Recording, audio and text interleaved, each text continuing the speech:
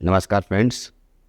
आज हम लोग डिस्कस करने जा रहे हैं H1B वीज़ा के बारे में, जो बहुत इम्पोर्टेंट करंट अफेयर्स के लिए टॉपिक है। और इसको लेकर के क्या विवाद है। अमेरिका जो है H1B वीज़ा को जो है क्लोज़ कर रहा है, ताकि जो विदेशी कंट्रीज़ के जो लोग हैं वो H1B वीज़ा लेकर के जो है अमेरिका में इंटर ना हो पाए। बेसिकली अमेरिका के जो सिटीज़न हैं उनको जो है प्रमोट करने के लिए सभी जो जॉब्स हैं वहाँ पर, उसके लिए ये ट्रंप ने एक पॉलिसी लाई है। उसके बारे में हम चर्चा करेंगे इस वीडियो में। तो स्टार्ट करते हैं।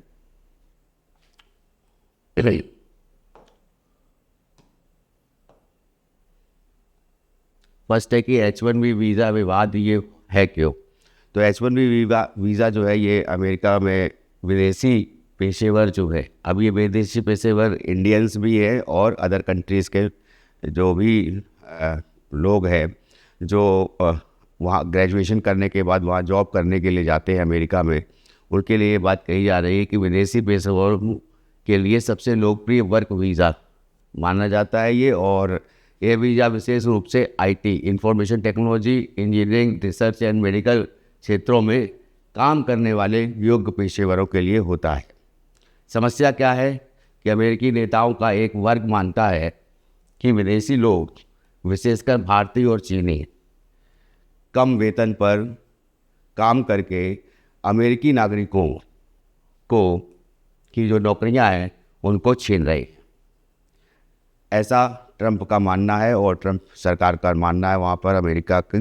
और साथ साथ में जो वहाँ पर उनके समर्थक लोग हैं, जो ट्रंप सरकार के समर्थक हैं, वो भी ऐसा मान रहे हैं। तो दूसरी ओर जो उद्योगपति हैं और टेक कंपनीज़ हैं वो मानती है कि अमेरिका में पर्याप्त स्टेम यानी science, technology, engineering and mathematics स्नातक नहीं है। तो ये एक वर्ग है, वो मानता है कि अमेरिका में ये साइंस, टेक्नोलॉजी और इंजीनियरिंग और मैथमेटिक्स के लोग नहीं हैं, स्नातक लोग नहीं हैं। इसलिए भारत और चीन से योग्य पेशेवरों को लाना ज़रूरी है, ऐसा एलोन मस्क का भी मानना है। अब हार्वर्ड लुटनिक जो कॉमर्स सेक्रेटरी हैं अमेरिका के, उन्होंने एक बयान दिया है और उस बयान को लेकर ये विवाद स्टार्ट हुआ है। तो ये बयान आज दिया है इसमें कि अमेरिकी वाणिज्य सचिव जो है वो हार्वर्ड लुटनिक ने हाल ही में H1B वीज़ा को लेकर एक बड़ा घोटाला या स्कैम करार दिया है।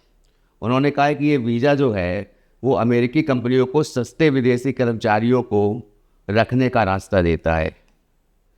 तो यहाँ पे क्या है कि सस्ते विदेशी कर्मचारियों को रखने का रास्ता देता है और इसके परिणाम स्वरूप जो है अमेरिकी नागरिकों को नौकरियां जो है वो नहीं मिल पा रही हैं, उनसे उनको वंचित होना पड़ रहा है।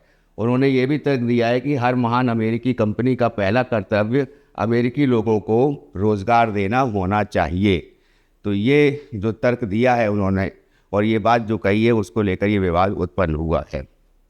तो ये बयान इसलिए महत्वपूर्ण है क्योंकि ट्रंप प्रशासन और उनके समर्थक जो हैं वो लंबे समय से यह कहते आए हैं कि H1 वीज़ा जो है वो अमेरिकी नौकरी के जो बाज़ार है उसको नुकसान पहुंचा रहा है।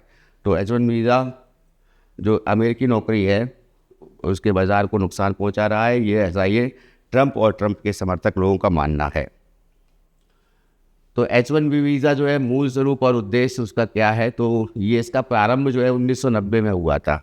और इसका उद्देश्य जो था कि अगर अमेरिकी बाज़ार में कोई विशेष कौशल या कोई विशेषज्ञता वाला कोई व्यक्ति है तो वो जो है अमेरिका में नहीं है मान लीजिए, तो विदेश से वो व्यक्ति आ सकता है। मतलब विदेश से जो भी ग्रेजुएशन किया होगा या वो साइंस में, इंजीनियरिंग में, टेक्नोलॉजी में या मान लीजिए मैथमेटिक्स में, तो वो जो है विदेशी व्यक्ति आकर के हमारे यहाँ की कंपनियों में वो आकर के रिक्रूटमेंट के होकर के जो है यहाँ पर काम कर सकता है।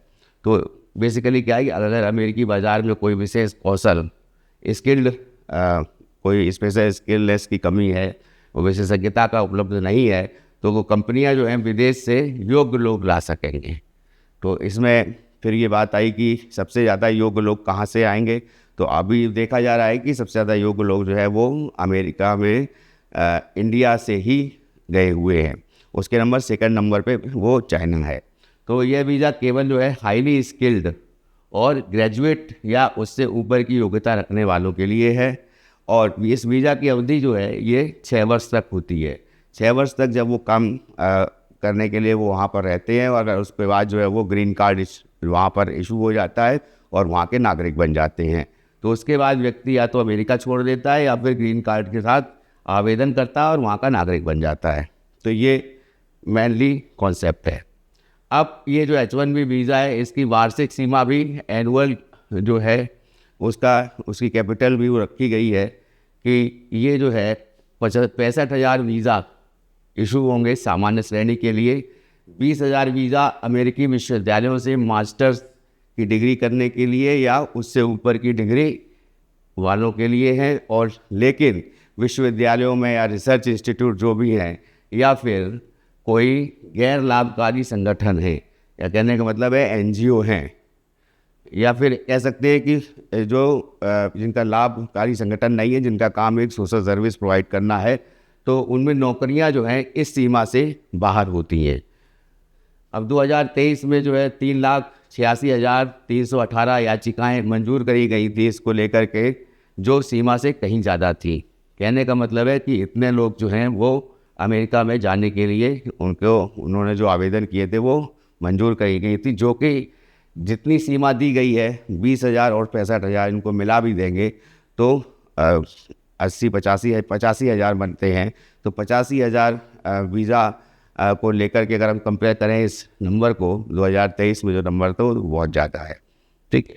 तो उसको लेकर ये है। तो अमेरिकी राजनीति और इमिग्रेशन को लेकर के जो नए नियम बन रहे हैं, और ये मुद्दा जो है इसी को लेकर के गरमाया है कि अमेरिका में इमिग्रेशन चुनावी राजनीति का मुख्य मुद्दा बन चुका है।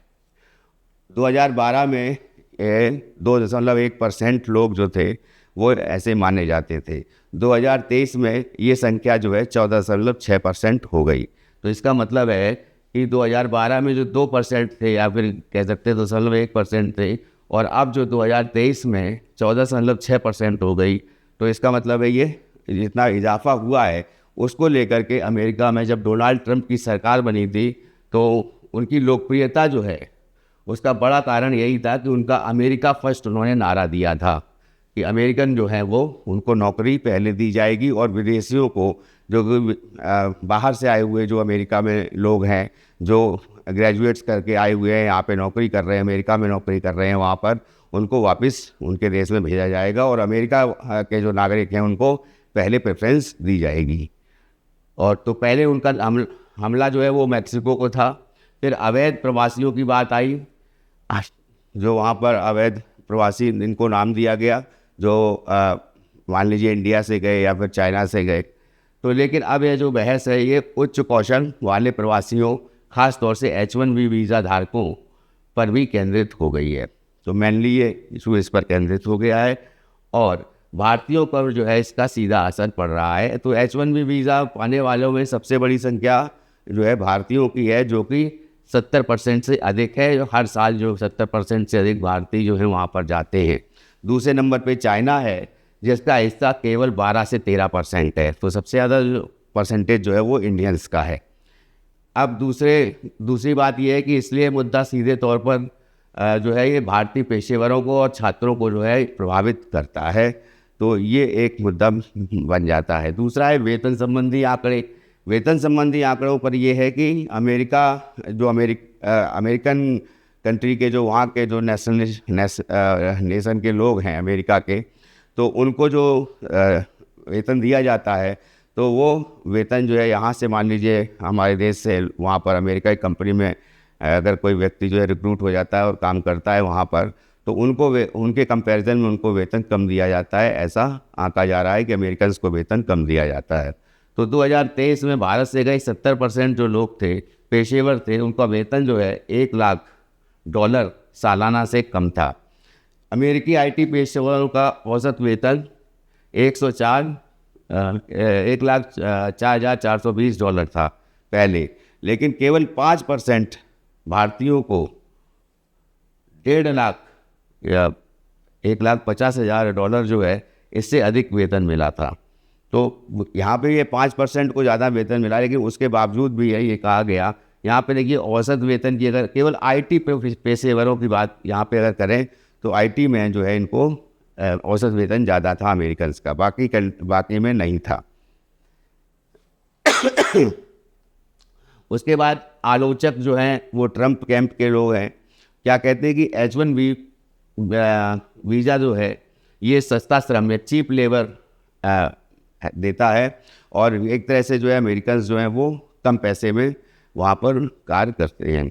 तो कहने का मतलब विदेशी जो है वो अमेरिकी नौकरियाँ वो हैं छीन रहे हैं, और अमेरिकी युवा जो हैं वहाँ पर बेरोज़गार हो रहे हैं। तो ऐसा ये ट्रंप के जो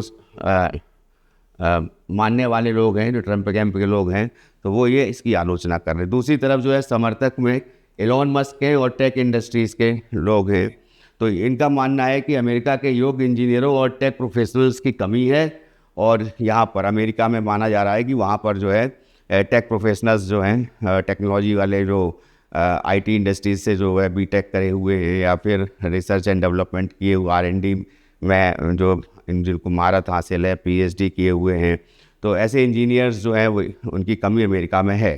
तो इसके लिए जो है विदेशियों को यहाँ पर आकर के नौकरी देना ये आवश्यक हो जाता है, ऐसा जो समर्थक हैं वो मानते हैं, जो कि एलोन मस्क हैं इस चीज़ को मानते हैं, लेकिन जो ट्रंप के समर्थक हैं वो ऐसा नहीं मानते हैं। तो भारत और चीन हर साल में लाखों स्टेम ग्रेजुएट्स तैयार करते हैं, जबकि अमेरिका बहुत पीछे है।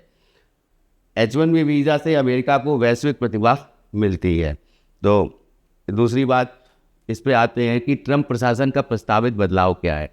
अब इस पे चर्चा करते हैं कि ये प्रस्तावित बदलाव है क्या। तो 2 प्रस्तावित बदलाव हैं। पहला तो जो है कि 2021 में जब ट्रंप की सरकार आई थी तो उन्होंने ये नियम जो है ये इस प्रस्ताव को रखा था H1B वीज़ा को ख़त्म करने के लिए। तो H1B वीज़ा जो है इसको ख़त्म करने के जो प्रस्ताव रखा था वो 2021 में रखा था, लेकिन वो लागू नहीं हो पाया था।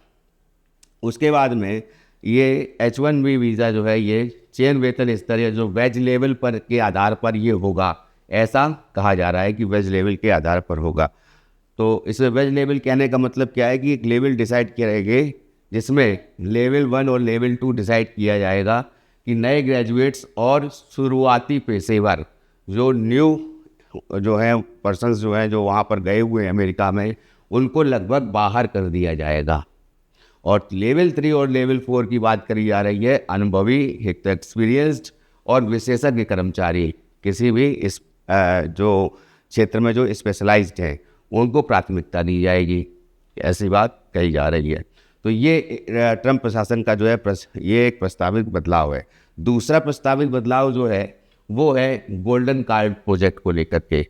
ये योजना जो है अमीर विदेशियों को अमेरिका में लाने की है, कि जिनके जो भी बड़े बड़े इंडस्ट्रियलिस्ट हैं, जो बाहर के लोग हैं या कह सकते हैं इंडियंस हैं, मान लीजिए इंडिया के इंडस्ट्रियलिस्ट हैं, वहाँ पर जा कर के अपनी कंपनी सेटअप करें, उसके बाद जो है वहाँ पर अमेरिकियों को वहाँ पर जॉब दें। तो इस पर बात आई है कि नियम बनाने की बात कही है, तो नियम इसका जो है ये है कि 1 मिलियन जो डॉलर वाले जो निवेश कर रहे हैं, जिनकी जो नेटवर्थ जो है $1 मिलियन है, और नौकरियां वो पैदा करें, और उसके बाद में या फिर $8 लाख निवेश करें। ये पिछले क्षेत्रों में $8 लाख हो गया, और $1 मिलियन है 10 लाख जो है डॉलर जो है वो हो गया। यहाँ पे निवेश करने की बात कही गई है। इसके बदले उन्हें ग्रीन कार्ड दिया जाएगा और नागरिकता भी दी जाएगी। तो यहाँ पे ये स्पेशलाइजेशन की बात ये है कि यहाँ पे जो इम्पोर्टेंट बात है कि यहाँ पे इंडस्ट्रियलिस्ट को फोकस किया जा रहा है कि इंडस्ट्रियलिस्ट वहाँ जाएं, ना कि जो स्टूडेंट्स हैं या फिर जो कि नए जो बीटेक होल्डर्स हैं या आईटी इंजीनियर्स हैं या किसी जो अन्य क्षेत्र में जो को विशेषज्ञता प्राप्त है, ऐसे लोग हैं, तो वो वहाँ पर जाकर के जो है वहाँ की कंपनियों में जॉब ना करें, बशर्ते कि यहाँ के जो अदर देश के अन्य कंट्रीज़ के जो इंडस्ट्रियलिस्ट हैं उनको ले जाया जाए, उनको जो है आकर्षित किया जाए, और उनको जो है एक तरह से आकर्षित किया जा रहा है कि वो आकर के अमेरिका में अपनी कंपनी को है वो सेटअप करें। तो इसको लेकर के हार्वर्ड लुटनिक के अनुसार बोला जा रहा है कि अब तक 2.5 लाख लोग आवेदन कर चुके हैं और इससे $1.25 ट्रिलियन का निवेश अमेरिका को मिलेगा। तो ये पूरी पॉलिसी जो है, ये ट्रंप की जो पॉलिसी है, ये H1B वीज़ा जो है, H1B वीज़ा, इसको एक तरह से ख़त्म करने की है, और इसीलिए ये जो मुद्दा जो है इतना गरमाया हुआ है। और इसी को लेकर के ट्रंप ने जो है टैरिफ भी लगाया हुआ है। जितने भी कंट्रीज़ हैं, ख़ास तौर से मान लीजिए इंडिया है, या फिर जापान हो गया, चाइना हो गया, या अन्य देश हैं, इनको टैरिफ जो है वो लगाया हुआ है कि अधिक से अधिक जो है, जो 50% टैरिफ की बात है इंडिया में कर रहे हैं कि ये इतना जो है टैरिफ लगेगा, और दूसरी ओर जो है वो एक तरह से थोपा जा रहा है कि रशिया से आप जो है ऑयल नहीं लेंगे, और ऑयल जो है वो हमारे से ही लेंगे। तो इस तरह की बात जो है ट्रंप की जो नीतियां हैं वो एक तरह से भारतीय परिप्रेक्ष्य को लेकर देखा जाए, हमारे देश को देखा जाए तो हमारे देश के अनुकूल नहीं है, प्रतिकूल हैं। तो ये पूरा टॉपिक जो था H1B वीज़ा को जो मैंने आपको बताया। बहुत बहुत धन्यवाद।